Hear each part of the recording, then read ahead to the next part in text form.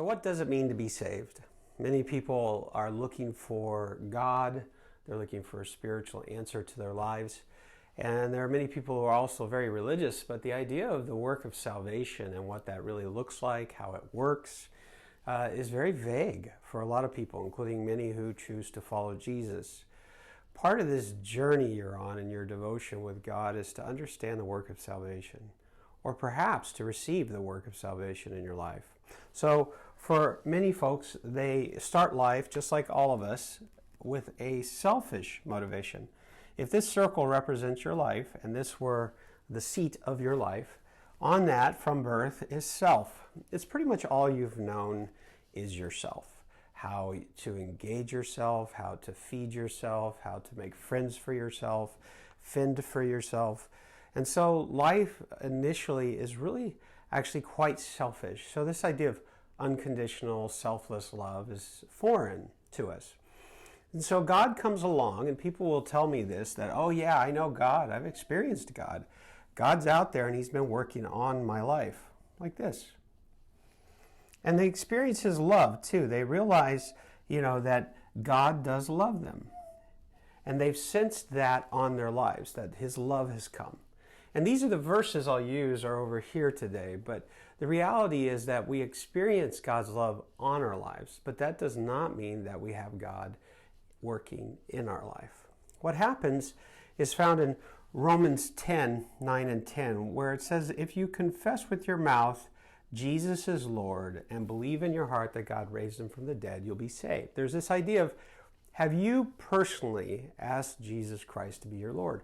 Audibly, with your mouth. Have you confessed that? It's at that point that God sends you something. He gives you something. And that gift is His Spirit.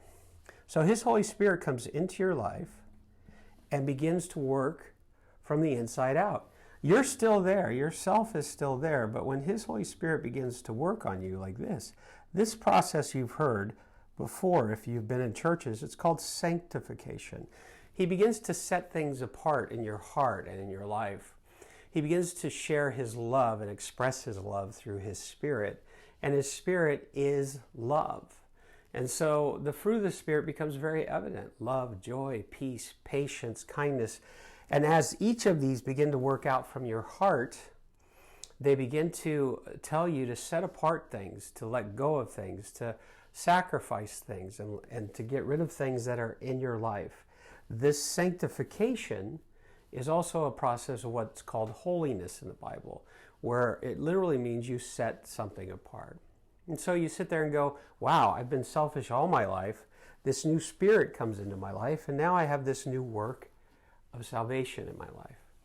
And it's from there you begin to really become more and more like Jesus as you walk by His Spirit.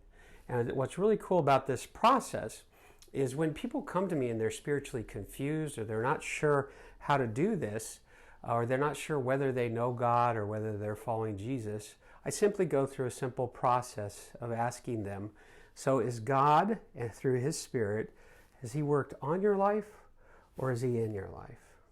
And really, salvation is when Jesus Christ takes control of that heart, and your desires become His desires. His love becomes your love. And the work of His love through His Holy Spirit begins to work in your heart. That's what the discipline is. The discipline of devotion of heart to follow His Spirit and to give up every day those things that you need to set apart so that you can live more like Him every day of your life. And that's the incredible work that you do every morning, every day. Or better yet, it is to say that's the incredible work He does in you and through you. And it's with that in mind that you walk into every day loving one another, loving others, obeying and following His commands in your life. But again, the question has to be asked. A, is His Spirit in your life? And if so, B, are you letting Him sanctify you so that you can live a loving, righteous life? So I hope this helped to clean up and clarify how salvation works, so that you can also realize this is how His love works in your life. These verses over here are the verses I referenced in this. be a great idea. Take some time, read each of these sections, and connect it to this graph or this design. And it'll show you better how the Spirit works in your life. God bless you, and have a beautiful day.